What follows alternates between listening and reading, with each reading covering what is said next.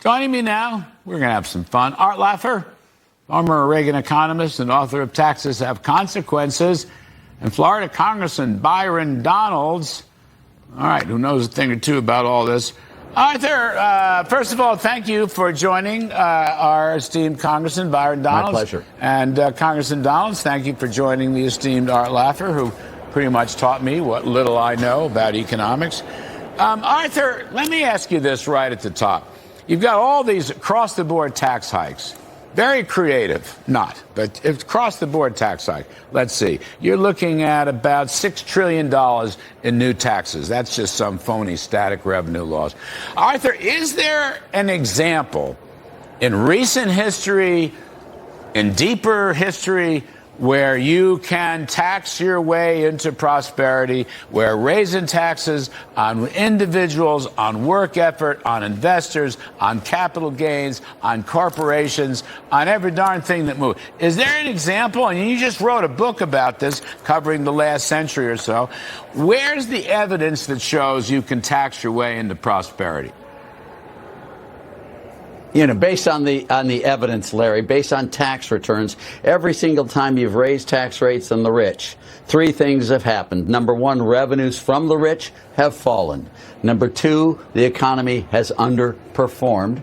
And number three, the biggest damage done is on the poor, the minorities, the disenfranchised, those on the lowest echelon ladder. Whenever you've lowered tax rates, the economy has outperformed, you collect more revenues, and the poor specifically are benefited dramatically in that process.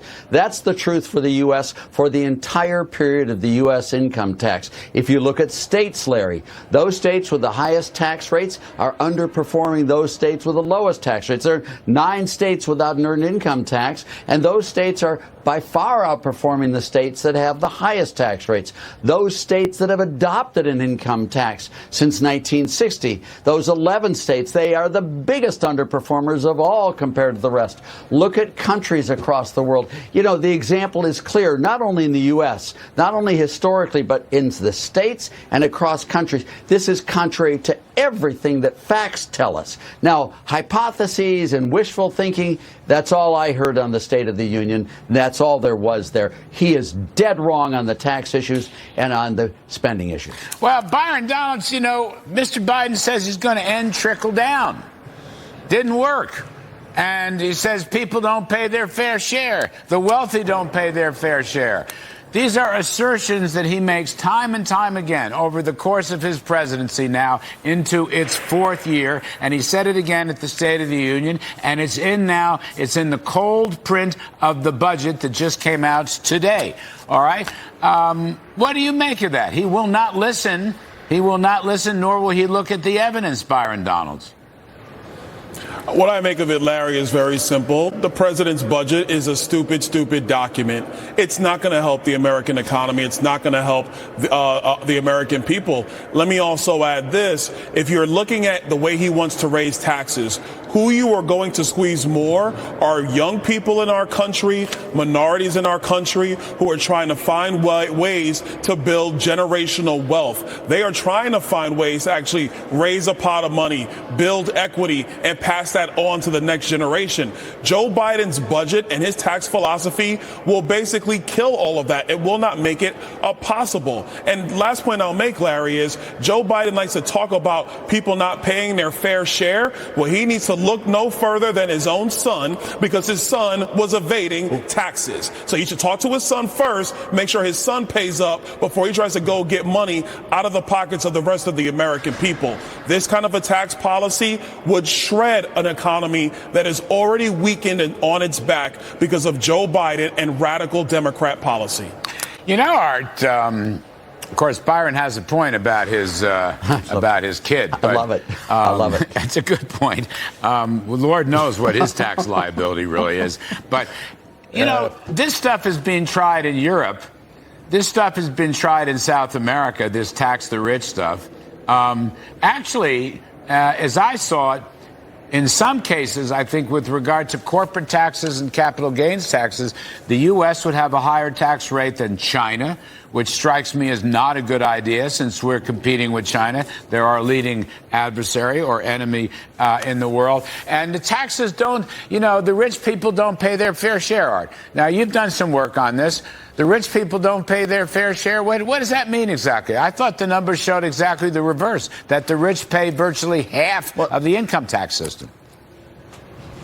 Well, they do pay half the income taxes. I don't know what their fair share is, according to Joe Biden, but the top 1% pays about 50% of all taxes, and the bottom 1% is zero. In fact, I think they collect money from the tax system. If you look at what he talks about with the corporate tax, Larry, which is just, we had a very large tax rate reduction under Donald Trump, and if you look at it, it paid for itself within 2 years, Larry. It paid for itself. It created the lowest poverty levels for the poor, the minorities, the underprivileged, the undereducated. All of those had the lowest possible unemployment rates ever. Now he wants to reverse that and raise it back up to 28% and make us probably the highest corporate tax in the world now. That would be undoing all of that advantage for the very groups that he's professing to want to help. He is going to hurt those people the most of all. And frankly, if you look at these taxes, when Gordon Brown in Britain raised the highest marginal income tax rate in Britain from 40p to 50p, 40% to 50%. Tax revenues went down and Britain went into a deep recession. Now Cameron lowered it from 50 to 45, afraid to go all the way, but it improved. It is just classic everywhere in the world at all times, and in the U.S. over history, it just doesn't work the way he's saying it does. And, no matter how wishful his thinking is, wishful thinking is not a theory, it's not a plan, it's not a way to get success. Look at the facts, Larry, and only the facts. And that was what should drive economic policy, and that's the furthest thing from Biden's mind. I want to get to Byron Donalds on the spending side, because this is Biden's saying he's going to raise taxes by roughly $6 trillion, and that's going to lower the budget deficit. Now, history runs against that, because you're going to have less growth, more sheltering, and you're not even going to realize the revenues. But just putting that aside for a minute. Sure. This is gigantic. The government is running the federal government is running 25% of GDP under Biden. That's higher than the 50-year average, way higher than the 50-year average. That, if you add state and local, you'd probably have the governments across the board would be running nearly half of our national income. But there's no effort to cut anything. That's the thing. 1% cut, 2% cut. Pay-fors, if you found something to be a positive initiative, why not pay for it with a spending cut someplace else? And I fear that even some of our Republican friends have lost their goal, have lost their enthusiasm for it. They may complain about the budget deficit and the borrowing, Byron Donalds, but nobody seems to want to really cut spending. This is it. Biden is just typical of that. No spending cuts. Just grow government as big as you want to grow it. You're absolutely right, Larry. It is a fever on Capitol Hill, and it's spending other people's money, and it is not sustainable. Let me give you a couple of things. First and foremost, we already talked about it. We raised about $5 trillion in taxes. We should be taking the federal agencies back to pre-COVID spending levels. That would cut the federal agencies around 20%. It is a major step in the right direction. Makes no sense that these agencies are still spending as if COVID-19 is still going on. The pandemic is over. You got to shrink these budgets again. That's one. Number two, if you did that, you actually would get some consistency on Capitol Hill, because if we made a strong push as Republicans, and I'm in favor of this, to actually cut spending, the Democrats are the ones who would shut down the government, because they would never agree to the spending cuts. Think about how insane of a logic that is, Larry. We say, let's cut spending. The Democrats would stomp their feet and say no. We would never come to an agreement on what to spend, and the government would close. And then they would turn around and blame Republicans, because Republicans want to be fiscally responsible. Republicans want to, secure the border. Republicans want to, follow the law and follow the Constitution. That is how reckless things are up here on Capitol Hill. And so I stress to my Republican colleagues, especially our chairman and the leadership, we have got to get the fiscal house in order. We should be cutting spending dramatically in the next spending budget for the 25 fiscal year. And if you have Democrats who don't want to go along wrong, we should not capitulate to their recklessness, because the country is what suffers. And if the country suffers, the American people are going to suffer even more. You know, it's amazing, Byron. Just as the last point, I got to get out. You two are great. You know, it's amazing. He has spent $6 trillion or so new in his first 3 years. This budget would add another, whatever, $3 trillion or $4 trillion. I don't know all the details yet, just came out. So he spent all this money, and he's borrowed all this money, and he's proposing tax hikes on everybody all the time.